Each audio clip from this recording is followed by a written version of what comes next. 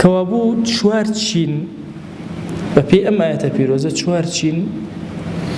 جیهادیان لەسەر فەرز نییە سەواء جیهادەکە فەرزی کیفایی بێ یا فەرزی عینی بێ ئەم چوار کەسە مەعزورن ئەتوانن لەچنە مەیدانی جیهاد یەکەم ضعفا کێن وەلەما فەرموویانە ضعفا بە سێ جۆر چین لە خەڵک ئەوترێ سێ جۆر یەکەم کەسێ پیری مزمین بێ یعنی پیرێکی وها بکەیتر نەتوانێت لە مەیدانی جەنگ و جیهادا بەرەنگاری بکات و موسڵمانان سەربخا ئەمە یەک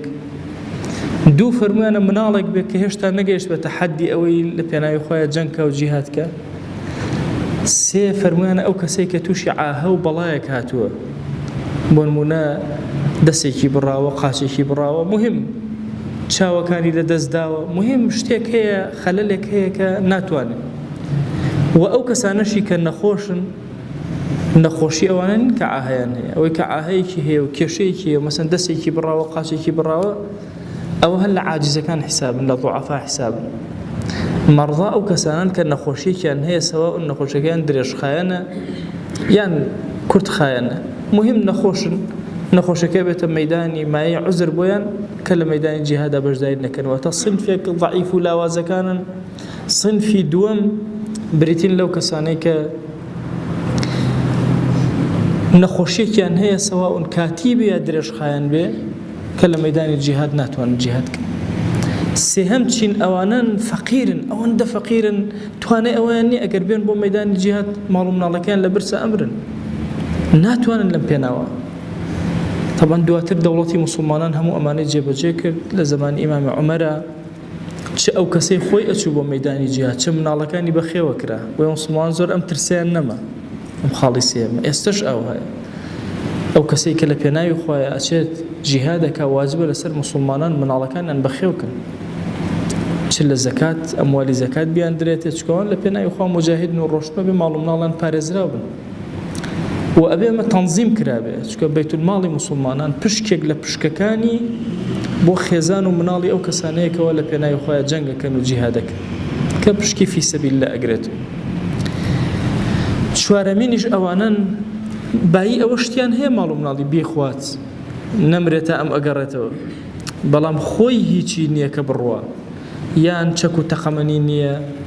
یان وڵاخێک نییە کە سەرکەوێ بڕوە هەر شتێک لەم بابەتە بۆیە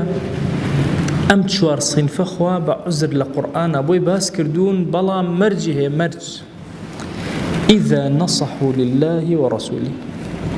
ئێمە دوو شەمان هەیە لە زمانی کوردیە جاربەر کرد لێکیان ئەدەینەوە نیوەی لێک ئەدەینەوە چکە عەرەبی زۆر قوڵە وشەی نوسح نون و صاد و حاء ئەم سێ وشەیە ئەم سێ پیتە چەند دەڵاڵەتێک هەیە لە زمانی عەرەبیە دەڵاڵەت هەیە بە معنای دڵسۆزی دێ ئیخلاص و دڵسۆزی دەڵاڵەت هەیە بە معنای نەسیحەت و ئامۆژگاری و مۆژیاری دێت بۆیە ئەگەر پرسیارکەی بڵێن ناسح یعنی چی ئەڵێن یعنی ئامۆژگاری کار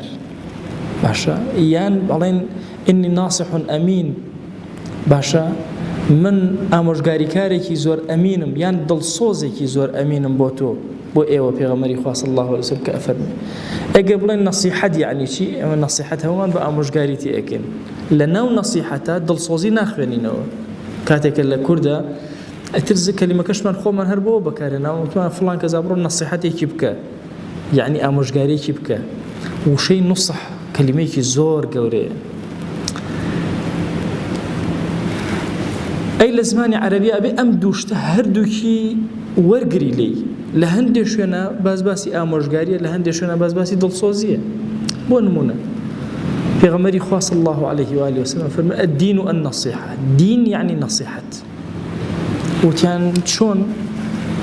باشە فالنصيحة بوكي لمن قال لله ولرسوله ولعامة المسلمين وأئمتهم لله